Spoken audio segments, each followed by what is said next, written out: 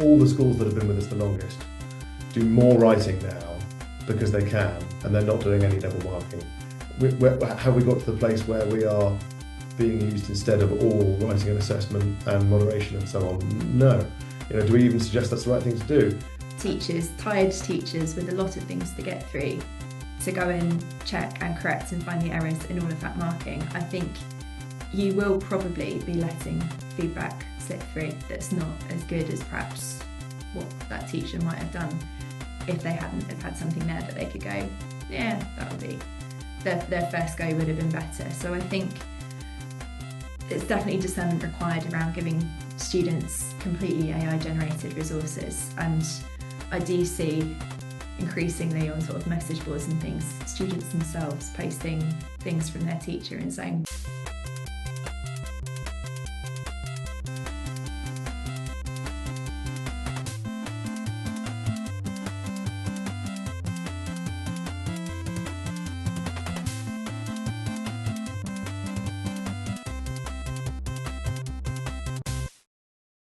Welcome to Thinking Deeply About Primary Education, the podcast that makes time and space to think about pedagogy, teaching and learning, professional development, anything of interest to time-poor but enthusiasm-rich primary teachers.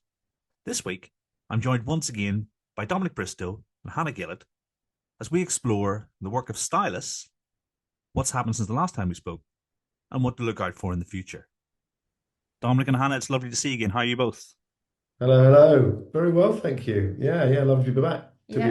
We're doing good, thank you. Been looking forward to this one for a while now. I mean, because we talking October 24?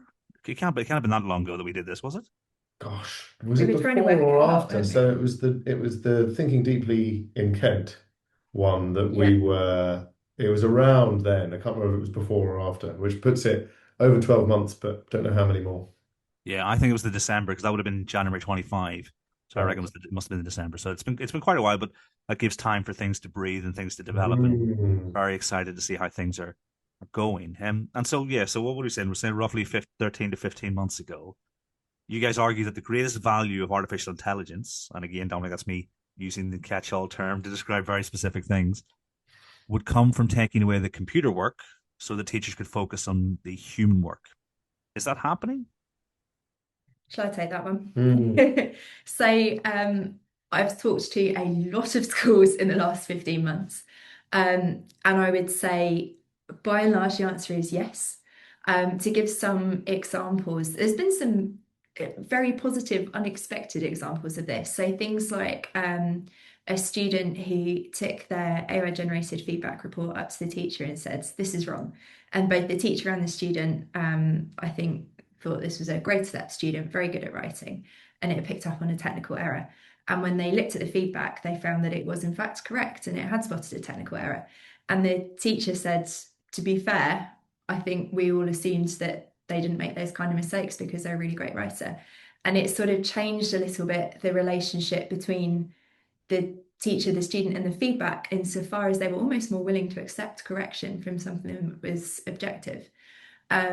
We've had schools tell us that they're using it to spot things that they hadn't spotted before. So students that might have flown under the radar, they're now picking up on, well, the AI is now picking up on things they wouldn't have noticed.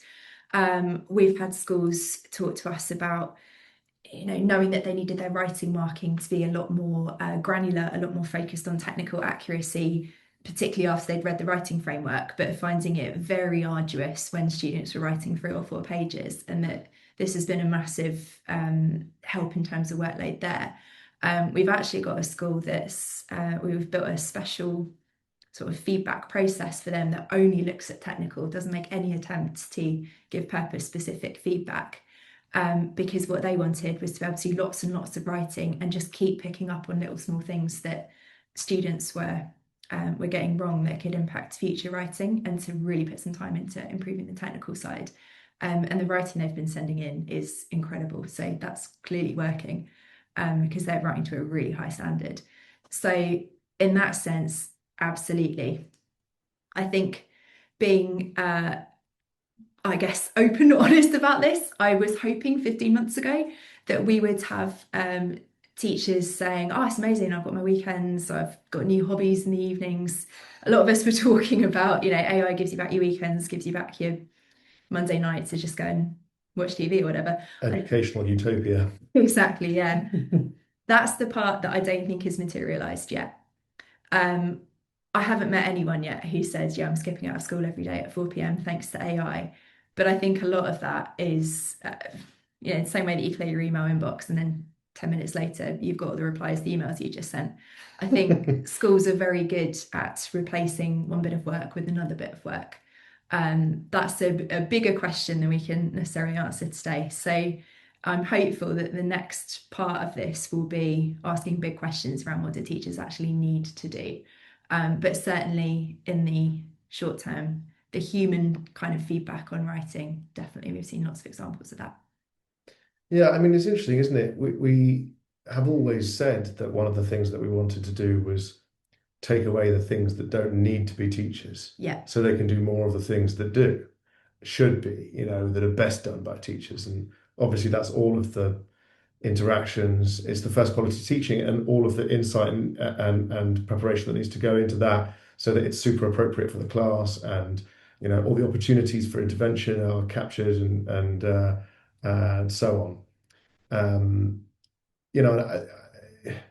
To the extent that that basic fundamental principle that we're not actually saving time, we're changing the work in that time.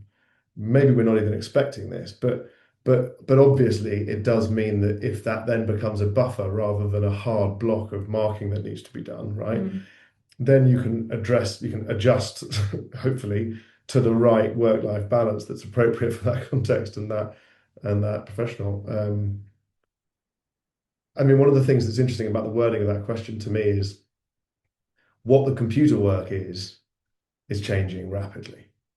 We've just, as of last week, Anthropic, so one of the big model providers who give us Claude, the model, have just released there was a beta of it a long time ago, and it's now been through however many thousand iterations of testing.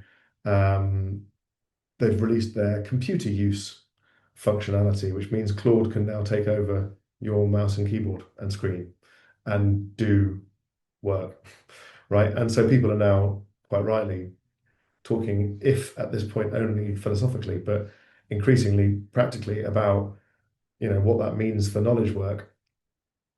What this says to me is that, as time goes on, certainly the last 15 months, the idea that we'd be doing some of the important thought work in education with these models or a version of it, was still in question. I feel like it's less in question now. How much further it goes past that, is something that we actually feel quite protective of in a way. And in a similar way that I was just talking about, the thing, what is the stuff that is best done by people? And there's a mantra which is really settling with me at the moment, and it is the center point of our response to any discussions about de-skilling teachers, is this thing about outsourcing work rather than outsourcing thought. And so, you can now use the top flight ChatGPT or Claude models to replace entire chunks of thinking. And if you were to do that and you just become the person that's feeding prompts it, professional problems in and getting output, then, there is probably as far as a level of, neural atrophy eventually, but your ability to tell good from bad and, to replace, or rather, do thinking in parallel and without the need of these machines might well be depleted over time. Certainly, that's not something that we would ever have or support knowingly happening in education. For us, it's quite the opposite. We're now able, because of a lot of the work that doesn't have to be teachers, and we've now got the beginnings of some really compelling evidence that shows it probably shouldn't be teachers, right? by doing all of that in the background, we're actually able to, for example, we've got a plan to do sort of moderation feedback type packs where we can surface all the really interesting things in the writing that you would come across if you had done all the work, in order to deeply engage and see where the edge cases are, see if you agree even, and look at your students' writing in a way that is highlighted, and it could even be better, more dense, more scalable and transferable CPD for teachers. You know, there are ways in which we can condense all of the thought that happens in all of that marking that would otherwise be lost at 9 p.m. at night on a Sunday, you know, and provide it as a way to actually step up. And share between other people, because you wouldn't otherwise give the experiential, you know, knowledge of having gone through the marking. You can't just give that to your colleagues in school, whereas theoretically we might be able to do that. So, yeah, hopefully, even when the distinction between the computer work and the human work is blurring or the line is shifting, you know, I think it's important for us to think about the things that are being held still purposefully and protected, so you know, for the protection for the profession and by these technologies. And that's certainly what we've been thinking about a lot, particularly at Greek Night recently. Yeah. And last week I spoke to Sam Crome about leadership, and he was actually talking about how he took things away. He removed things so that he could focus on the things that were important. I mean, when you're speaking to schools, are you having to suggest that, or is that part of the conversation, or is it a bit of both, and it depends on who you're speaking to, kind of thing? What because in my mind, once we heard about the fact, you know, well, once it became quite commonly known that writing and feedback were not equivalent to each other, and the research into feedback, for instance, was not the same as written feedback, if that makes sense. And I thought that would be a step change in how we approached it. Schools would be able to remove written feedback and focus on whole class feedback and the kind of things that, you know, the information, really forensic information you guys share. But that for me hasn't really happened. But you're talking to schools. I don't really talk to schools about writing as much as I do about maths. What are you seeing? Is that like a really, is that like dominate your thoughts at times, or are things shifting that way? I don't know. There's been a bit of a theme come out of conversations, particularly in the last few months, and I don't know if this is indicative of people's, I guess, understanding knowledge of AI being a bit further along, around what happens after you get the assessment data. So we had the first meeting of our advisory boards 2 months ago, I think. And this very much came out of that conversation as well, that they were all talking about going back to basics. And I think that's maybe the part that I don't want to go as far as saying caught us off guard, but perhaps we hadn't been thinking about as much. And now is the thing that I'm obsessed with, because you can give all of this additional assessment data. We worked out something like 250,000 bits of data that we'll collect for a single class over 6 pieces of work. We could double that, quadruple that, give you all the assessment data in the world. But if nothing then happens in the classroom that's different, it's a complete waste of time. And actually, one of our advisory board members was talking about removing computers in school, because he just wanted teachers to go back to, and children to go back to, pen and paper, whiteboard pen, which we all know, like the best teachers don't need loads of resources. They literally just need like whiteboard pen, and that's enough. You can teach a really brilliant lesson. But there still feels like there's a bit of a gap between what are you going to do about it. It's not, there isn't a shortcut in this that says you no longer have to do your written feedback, therefore now your students have all made great progress because someone else has done it for you. It's you no longer have to do your written feedback, so now you can think more about what happens in your lesson. And what I'm trying to focus on at the moment is how I can enable that extra part, that change of behaviour in a classroom, without saying, do a load more worksheets, we're going to AI generate you resources and a lesson plan and absolutely everything. Because actually, again, all you really need is to know 5 children in this room don't know how to form a complete sentence yet. So I'm going to make sure I include that as part of my AFL really early on, and that I go and talk to them while they're in the writing phase and make sure they're getting it right and it's stuck around. And we get them to go and work in a small group. And I think if you can do that with less resource, more thinking, it's more likely to stick. But there is that leap between nothing changes unless you change, unless the human, the teacher, changes what they're doing. The removal concept is is interesting. It's perhaps not surprising that people are looking at this in phases as well. I think, so there's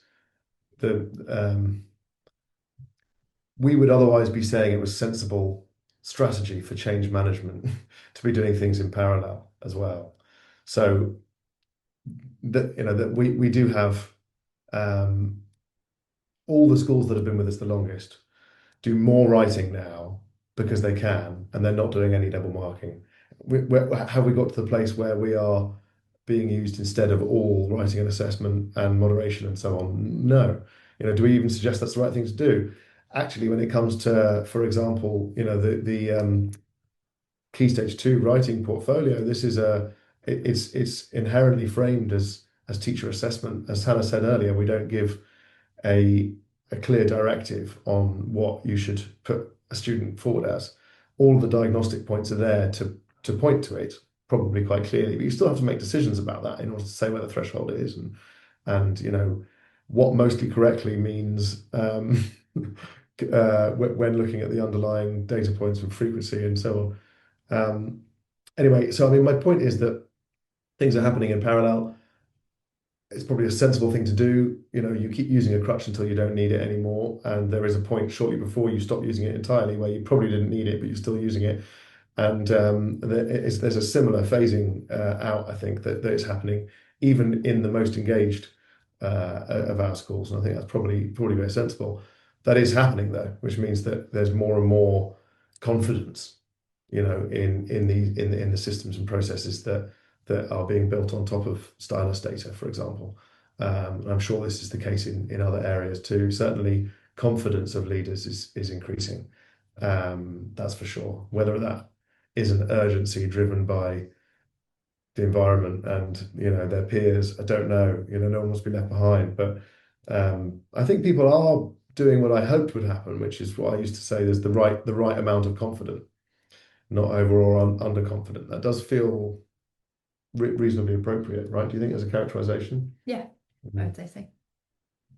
Yeah, I think, and that's a really important clarification as well, because I'm getting carried away and thinking that we don't need to do this anymore because Stylus have got us covered. But actually, you're very clear that the human element is extremely important. So yeah, so I'll hold my horses for the moment anyway. We'll see in 10 years' time. Yeah, give us at least another 12 months. Yeah, no, I'm joking. In the last episode, you guys both spoke a great deal about trust, about guardrails, and the need for teacher oversight before schools hand anything over to AI. What do you think schools now trust AI to do? What should they still perhaps not trust it to do? And has the profession become any more or less discerning, in your opinion, in that time?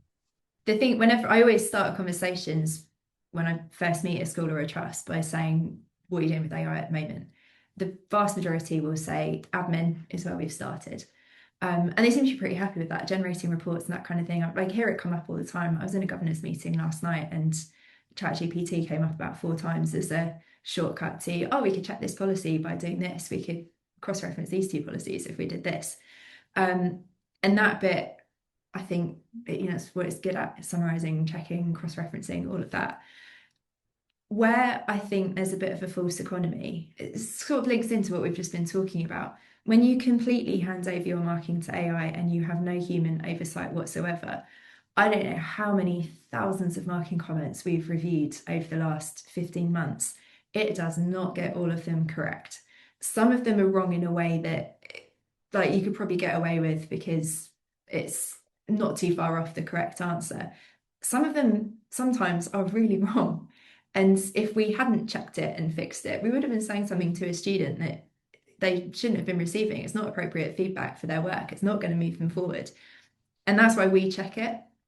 I think with anything that's student facing, from my side, if you're relying on teachers, tired teachers with a lot of things to get through, to go and check and correct and find the errors in all of that marking, I think you will probably be letting feedback slip through that's not as good as perhaps what that teacher might have done if they hadn't have had something there that they could go, yeah, that'll do. Their first go would have been better. So I think it's definitely discernment required around giving students completely AI generated resources. And I do see, increasingly on sort of message boards and things, students themselves posting things from their teacher and saying, what is this? My teacher's just AI generated this worksheet and it's completely wrong, and all getting very angry about it.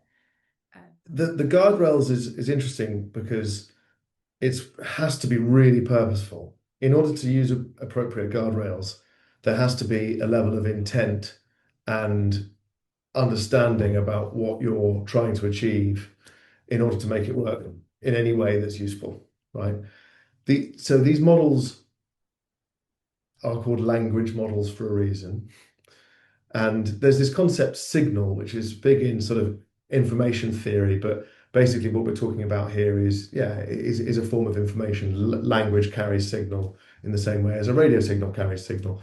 But if you think about it in that way, fundamentally, when you use a language model to process an input, it's doing one of three things: sort of aggregating or summarizing a lot of signal into a smaller amount of content, hopefully in a way that makes it more useful or it's denser. But doesn't always work out like that. If the prompt is bad, for example, it might do a really not useful summarize the wrong bits. It might be translation, so that simply it could be a different language, but it could be another way of saying this, or using this context, adapt it so that it's the same thing, only, say it like I'm five or whatever, right? And then there's expansion. And in a way, as long as you're happy for the expansion to be driven by the corpus of the internet that drives these models, then it's actually, they are good at doing that. It's just that you're less in control of it. When we look at assessment, which is largely what, so obviously the summarization would be, what assessment uses. Expansion is what resource generation uses, for instance. If you've not got enough context in the resource side, then you'll end up with a lot of conflation. Equally, if you've not got a good enough focusing lens when you use the summarization side, then you'll end up with a wrong part of it being recorded. But it is also, by the way, why it's easier to say what the grade is going to be rather than what all the individual parts of a piece of writing are. And so, obviously, for those who are listening who don't know, we're all about that. Stylus is all about the granularity and 100 features that you could possibly think of to assess a piece of writing on, and what it gets for each of those, rather than saying the summative output. Now, I go into this level of detail because when it comes to what is actually useful for teachers, school leaders, and so on, you can always go back to this fundamental principle, really. So there are things that there's a lot of trust in, and I think very sensibly, like, for example, policy document creation, which is actually just translation. So you've got, lots of templates and then a specific instance of a school, and then creating your own version of that is really easy, and they're very accurate. Creating a letter to a parent, all of these, there's a lot of senior staff, I mean, in a sense, it's kind of office work, right? And that is something that they're now just really, really adept at completing. All very sensible. Trust seems to have gone through the roof on that. It's just a given that you'd be doing that. And I think probably quite sensibly. Whereas with assessment, and even with resource generation, to be honest, one of the things you'd need to be doing, the point in guardrails, is that you know what the output needs to be, and you're putting detail into the focusing lens on the one hand, or the kind of expansion mechanism on the other, right? But the only way that you know whether those guardrails are being successful is if you evaluate it in some way. You say, did we get the right output? And so that's what we've devoutly spent our last 2 years, working on Stylus doing in every case. But it's really hard to do. You have to quantify it, even if it's qualitative. Did this change to my guardrails make it better or worse, and so on? Now, comes back to what I was saying a minute ago about under and overconfident, right? With these models, because those we often hear. In fact, there was an unnamed presentation from an unnamed trust we saw recently that they've done, and are open sourcing an assessment approach, and I think that's, well, actually, we don't know because we haven't seen the evaluation. So I was about to say something very unfair. It could be absolutely brilliant. One thing I would say is and that we often say when people say, can we change the rubric? How do we, make the assessments bespoke and so on? We always say you can't. And the reason for that is we've continued to improve these things to a point where over 18 months, it's got to a level of quality that we're happy with at scale. If you change anything about it, you go right the way back to day one and it won't produce anything that is of any quality. In the way that Hannah was saying a minute ago, and that's true of any of these processes. So there are, definitely ways where, particularly, the leaders who are embedding some assessment practices that haven't had this level of focus on on evaluating the output, might be perpetuating a lot of wrong signal.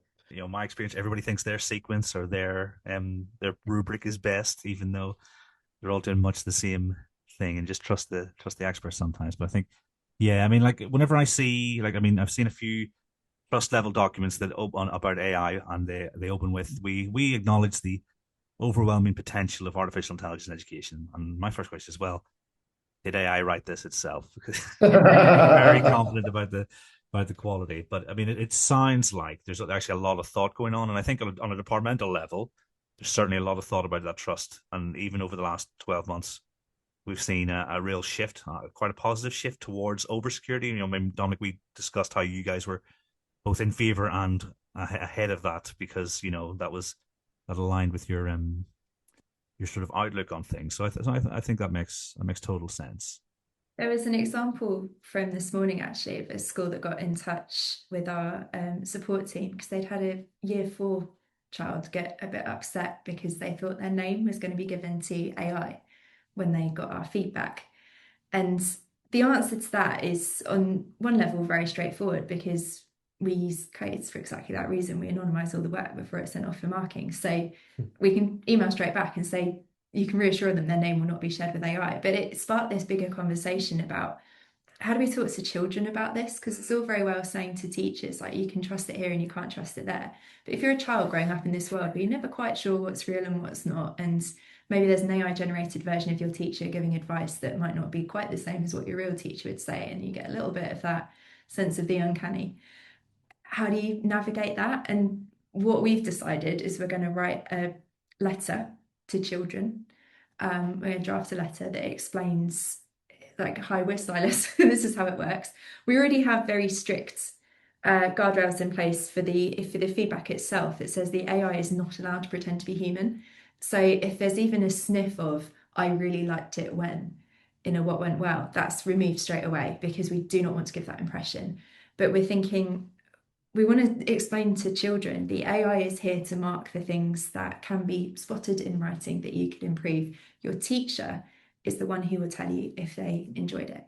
They're the one who will tell you if they thought that you'd made loads of progress from last time and they could really see that you tried hard on that piece and you had really great conversations about it. And we're thinking we might also back that up with a video where I can literally say, I'm Hannah, I'm the director of schools here, I'm the person who's working on this curriculum. This is how we've set it up. This is what will be AI. This is what will be human. And bring it right back to that level of the people who really need to trust it are the children, who are going to be the ones navigating this for probably the rest of their lives. And we want to give them a good sense of how to cope with that change too. That's very kind, because obviously the answer is your data's already out there, son. Again, not a pull-out quote we're going to choose from. Well,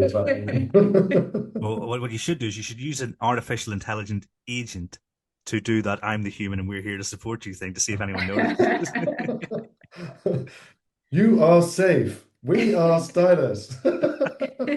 Terrifying. Yeah, I had a scam call, and you could, the pause. I mean, it was quite believable, but the pause in between when it was thinking about its answers. And I thought, what does it feel like to be a robot? I'm trying to give it like a Turing test kind of thing. And it was all very well spotted. Did you? Well done. That's fun. and it then gave the game up, did it? Yeah, it kept pushing whatever it was trying to sell, because it was talking about a phone contract that with a company I've never been signed up for. So that was also a red flag. But if it hadn't paused, it wasn't a million miles off the cadence of a human being on the phone. I can see how a lot of people could be fooled, particularly those who are not tax savvy. A conversation for another day.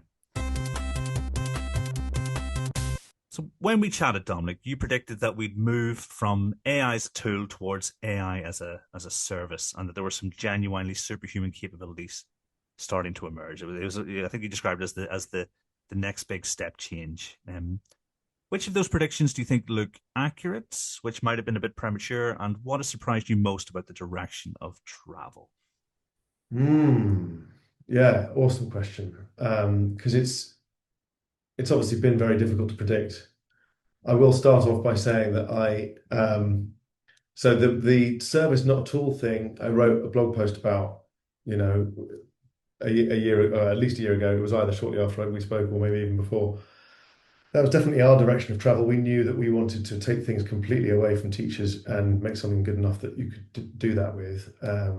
So, the way we were talking about earlier, to elevate their role.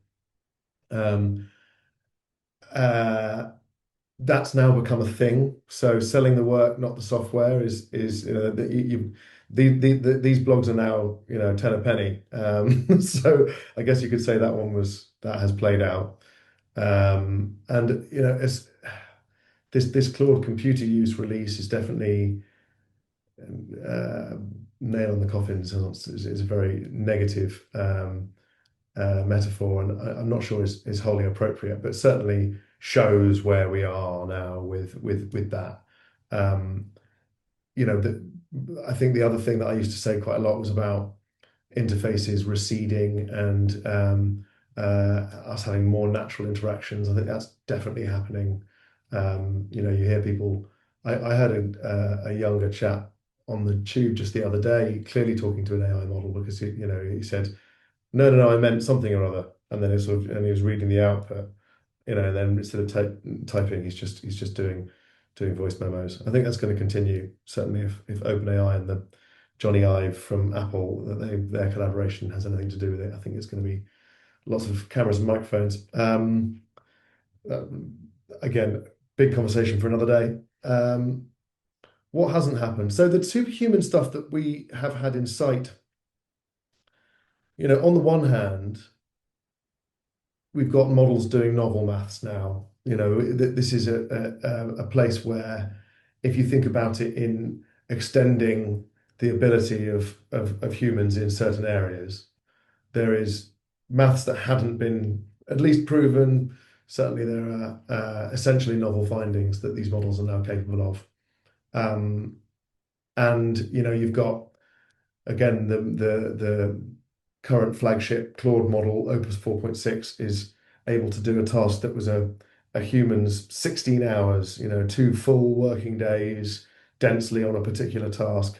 It can now complete that, and it's human level more than half the time. Is that superhuman? Well, only because it can do it without stopping. It's superhuman because you can do it many times at once. It's scalable. Otherwise, I can see why people would be really cynical about that.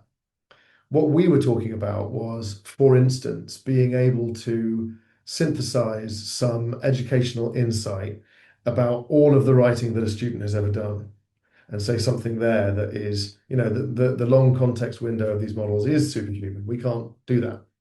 It doesn't mean that actually we haven't realized that our approach has become more and more important to us, and more entrenched in the work that we're going to be doing, and that is about doing a lot of the educational thought beforehand.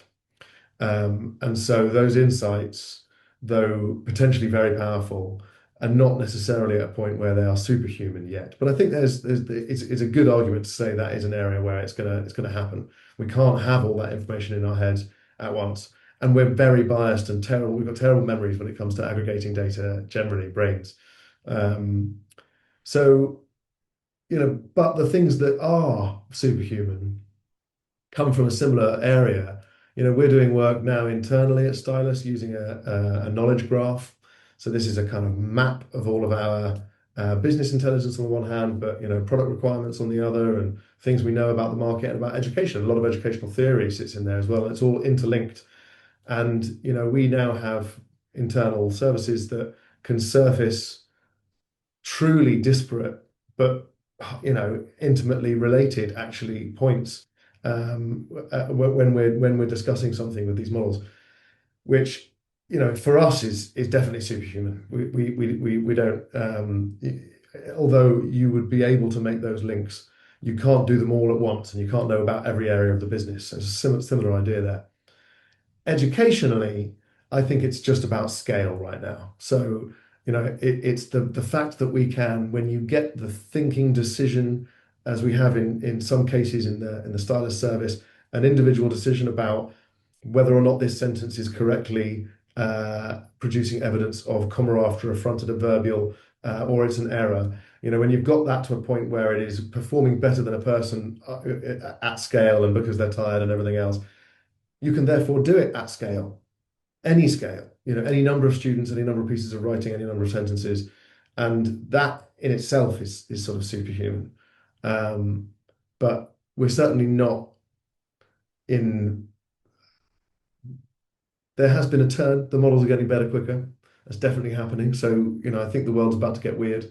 We've got doom simulations happening on real human brain cells now. It's like we're definitely on a strange up right now. But educationally, really, we're still working out how to do what we did the best we could possibly do it, and then do that really reliably at scale. And that is the best we can hope for at the moment, I think. I mean, Opus sounds like the kind of overarching being that would be in like a Blade Runner 3069 kind of situation. Oh, So doesn't it? Yeah.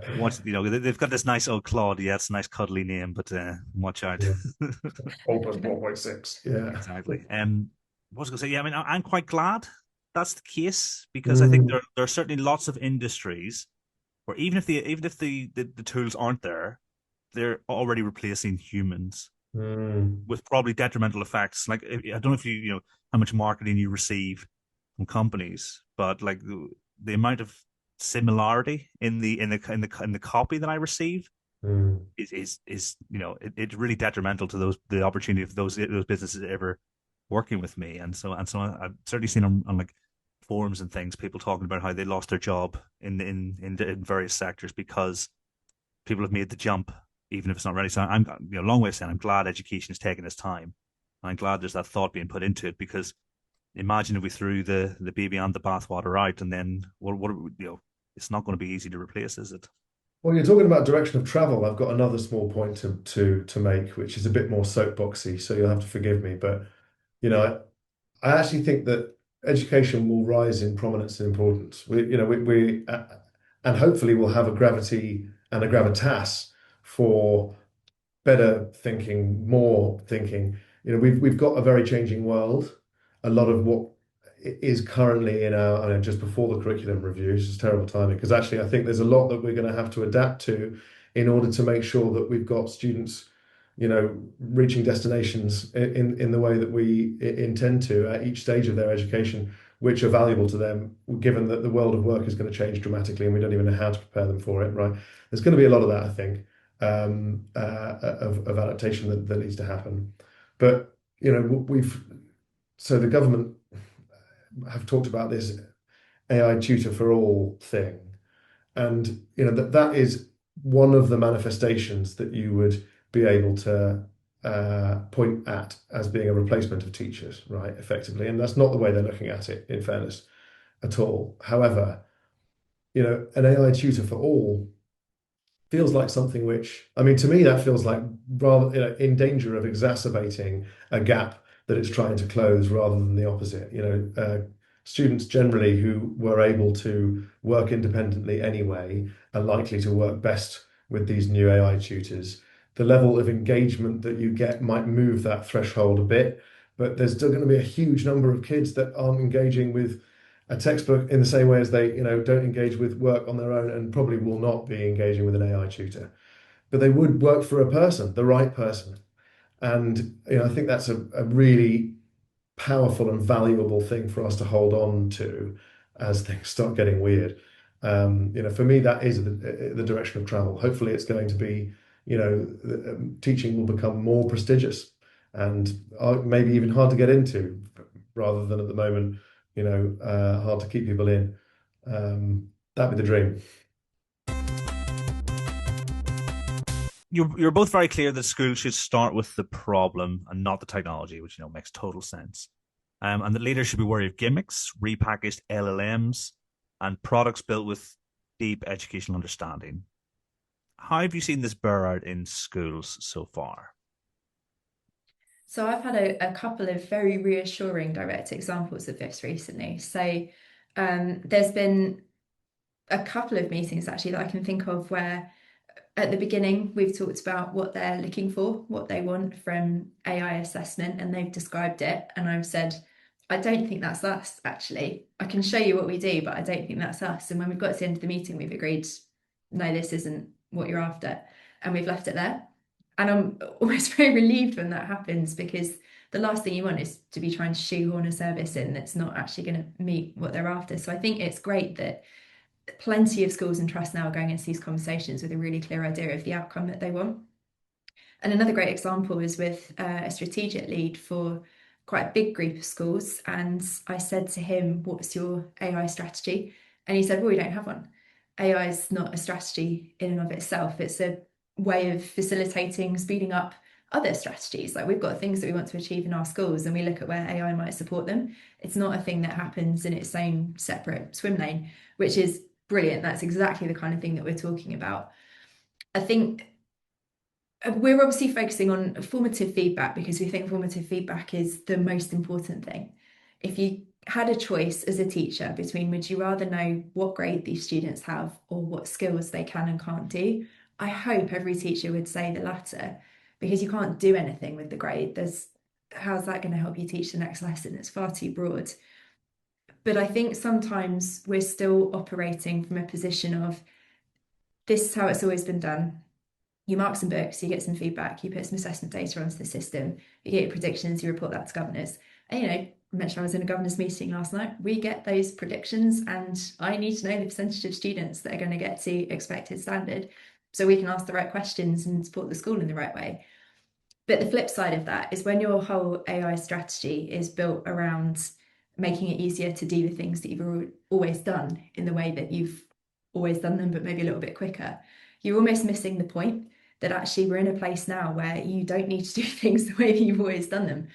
If you're doing mock exams, or if you're doing, particularly in Key Stage 3, where, let's be honest, you're not going to be held as accountable for the outcomes for those students. Likewise, year 5, 4, 3, we need to know that they're progressing, but we're not necessarily going to spend a whole governors meeting discussing how many year 4 are expected standard. What if we were to say, all we want to know is formative and what skills they've mastered and what skills we think they could do? And I think that is probably where I would say, from my side, sometimes there's a mistaken focus on things that aren't actually the thing that you want. The thing that pretty much every trust wants is students to make better progress. And I think the way to get that isn't always to just know more about what grade they're on right now. It's almost always to know more about what they can and can't do, and to be able to support teachers in delivering that more effectively without them all leaving the profession or being completely exhausted. Yeah, I love the image as you're saying that of almost blindfolding yourself to the grades and just focusing on the thing that's in front of you and getting it better and better until the final point where you're actually going to be publicly tested on it. And it would be better. It would be better if all of the metrics and things that you're following and which of these parts are working well and so on. Yeah, I mean, it's sort of in that question. There's a bit about procurement, I guess, and the ways in which we're really positive about everybody working on this stuff. I think really everybody's got the right attitude, this is a good thing about working in education. Really, there's very little, even if there are shortcuts, as I heard someone else who a very respected contact of ours in sort of assessment was saying to me just very recently. Most people are happy with shortcuts, and so we're not happy with shortcuts. But everybody is trying to work on, trying to make education better. That's very, sort of very clearly the purpose. But yeah, sometimes there's packaged gimmicks. It's true. It is, however, a new area. It's a nascent market, and we touched on this in our conversation about the hype curve, actually, Kieran. But I would say that given evidence is going to be hard to come by with proper AI first approaches for a while anyway, because they're so new. For a properly thought through and put together approach using these technologies could only now have been starting to do the good work. And so in the meantime, what do we say is a sensible set of things to be thinking about? And the framework that I certainly am talking about when asked to give that advice is about who the team are, what their theory of change is, and what the technological underpinnings are and what workings there are, essentially. Just a couple of sentences on each. The team, obviously, there's a bit of reason, there's a bit of raison d'etre about it. There's obviously the educational nous that underpins all of the work is going to be impacted by the educational experience on the team. But it's also, why have they come into it? Is it fully opportunistic, or is it something they've always been wanting to work on? We're very mission driven, for instance, but this is not meant to be about us. The theory of change is exactly what Hannah was saying a minute ago. What are we focusing on and why? It's not about AI, it's about the thing we're trying to get to happen in the trust. And we're going to do that through these educational principles.